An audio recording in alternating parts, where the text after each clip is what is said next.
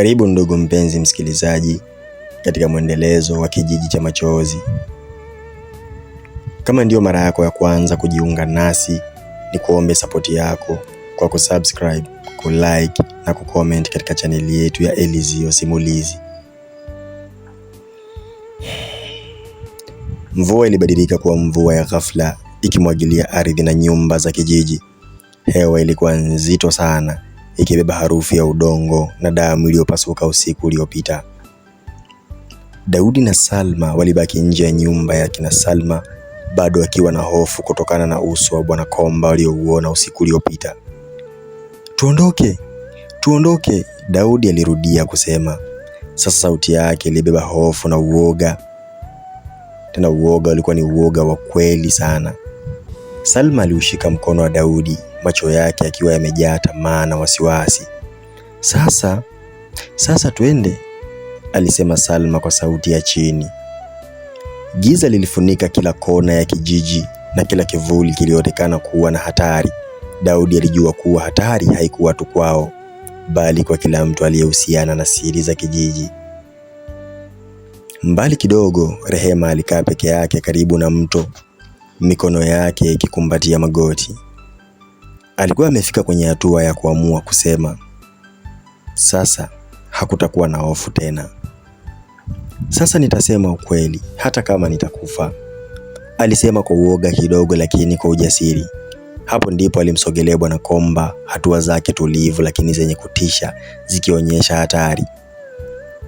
Unakwenda wapi asubuhi? Bwana Komba alisema kwa utulivu wa kutisha. Rehema aligeuka macho yake akimtazama mume wake. Nataka hewa, alisema kwa sauti dhaifu lakini yenye ujasiri. Bwana Komba alicheka kidogo, kicheko kisicho na furaha, lakini kisha akamwambia, hewa haikusaidii kusema ukweli, na ukweli wako ni hatari sana.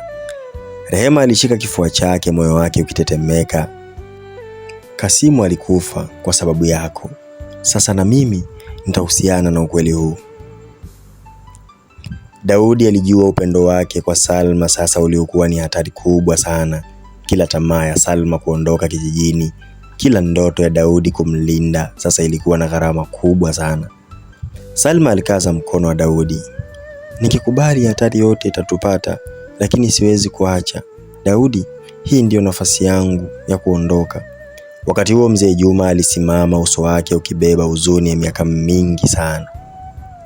Kesho asubuhi kila siri itakuwa wazi na kila mtu atalazimika kuchagua upande wake. Haya maneno yalitupa mvuto mkubwa wa hofu. Kila mmoja alijua kwamba hatari ilikuwa karibu, na uhakika wa maisha ya kila mmoja ulikuwa hatarini. Mvua ilibadilika kuwa mvua ya giza, ukimya ukimkandamiza kila mwanakijiji. Daudi na Salma walibaki pamoja, lakini walijua kuwa hatari haikuishia hapo.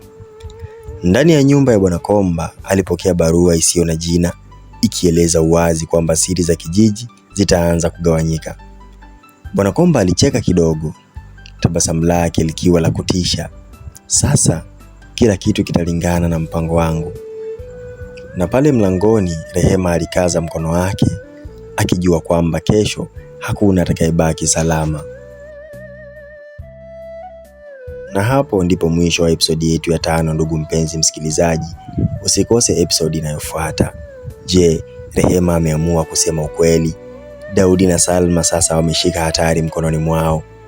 Bwana Komba anaanza kufanyia mpango wake wa siri wa hatari, anaanza kuufanyia kazi.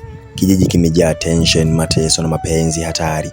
Ndugu mpenzi msikilizaji, usikose hizi drama, lakini nakuomba support yako kwa kusubscribe na kulike katika chaneli yetu ya Elizio Simulizi.